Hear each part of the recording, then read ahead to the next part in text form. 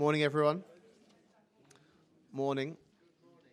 Yeah, I'd like to start on time because this is going to be streamed live, which also means that it's on the record, and we want everyone to be as honest and let's say animated as possible because we really want to raise the level of the debate today in terms of the ICC and more importantly, actually, in terms of international justice. But first of all, I'd like to welcome you all. Thank you very much for coming. I'm Omar Ben-Yedder.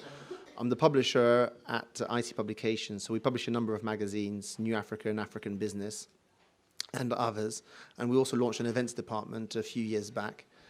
The events department was really sort of more commercially minded in that we focused on a number of issues relating to investment in Africa or regional integration, infrastructure, finance, debt capital markets. But really the letters we receive at our group, at IC Publications, from our readers are the ones where we do raise certain issues where in New African, such as the ICC or the EPA, so the some trade agreements that the Europeans are sort of not enforcing upon Africa, but that they're negotiating with the Africans. So is the ones which really Africans have at heart. And I think the ICC is a particularly thorny subject in Africa. I think we all believe in international justice, but the way it's administered is what's at stake. New African is a bit like Marmite. For those who don't know Marmite, it's sort of a jam which you either love or you hate. And so in terms of the letters we get, it's quite interesting to read them and to see the various opinions out there. I think we've got a team of speakers today, which is really first rate. We turned the event round in a quite short space of time, but I think the timing is particularly apt. I mean, we're seeing what happened over the past few weeks in terms of Charles Taylor. I mean, Charles Taylor is not the ICC; it's a special court in Sierra Leone, but I mean, it was still about international justice. We're seeing what's happening with a number of court cases, be it Saif al-Islam in Libya, and but there's so many points which are going to be raised today, and really the objective is to raise these points today. We're going to follow up actually in terms of making sure that the major points which are raised are communicated to all the various parties, so governments in Africa, the UN organizations, the international courts, the ICC as well. I'd like to say that we invited every single party to this debate. So we've invited passionate speakers for certain courts, for international justice, NGOs, the ICC themselves.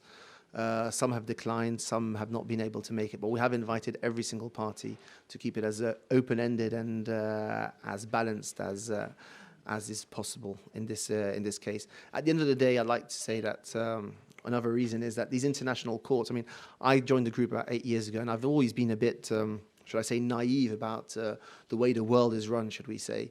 In that you always assume that all the institutions around you are perfect and perfectly run. And same with any organization, you assume that any business is run perfectly, and then you go inside and you say, okay, it's actually it's not as rosy as it appears from the outside. At the end of the day, institutions like the ICC and other courts, and like the UN for that matter, or the World Bank. I mean, we saw that the election of the World Bank president wasn't necessarily done on merit, but rather on nationality.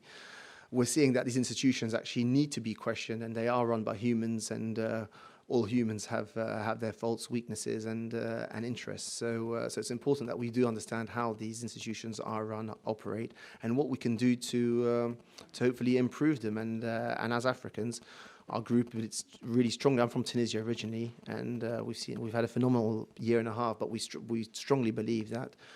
And the great thing about Tunisia, actually, in the past year and a half, is that there was no intervention in reaching the stage that we did reach. So basically, the French couldn't take the credit for it to Sarkozy's shame. I think. I mean, he was.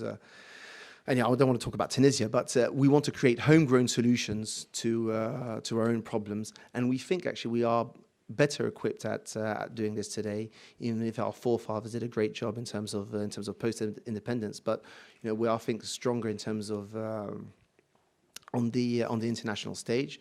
We're starting to speak with one voice, and I think we're starting to take responsibility for our own actions and dealing with them ourselves. So it's important that we also contribute to this debate and and that understand how these organizations work, and to be able to put our case forward as we'd like to. I'd like to do a bit of housekeeping. There's going to be a drill at 11:30, so don't worry. However, if the drill is not at 11:30, do rush out. I think the fire exits are clearly signposted, but there will be a drill at 11:30, but that shouldn't last long. Everything's on the record, as I said, but we want you to be as frank and honest as possible. The panelist is going to be what's called a Davos-style debate, which means that it's really an interaction between the panelists themselves, and then we'll open it up to the floor. There'll be some roaming microphones. There is Wi-Fi. I'll give you a code if you want one, or any member of my team can give you a code. So if you want to check your emails or tweet, if your tweeter's here, the hashtag is ICC debate. As I said, we'll be pushing out some post-event papers, which will communicate to all of you and communicate to other parties who are unable to attend today. Without much further ado, I think I won't add my opinions. I'm here to learn really and listen as much as anything, and then hopefully we can raise some interesting points and debates for our publications. So I'll leave the floor to our chairperson, who is one of the instigators of the cover story a few months ago, which generated such active responses from our readers. So David, thank you very much for chairing this, and the floor is open to you. Thank you.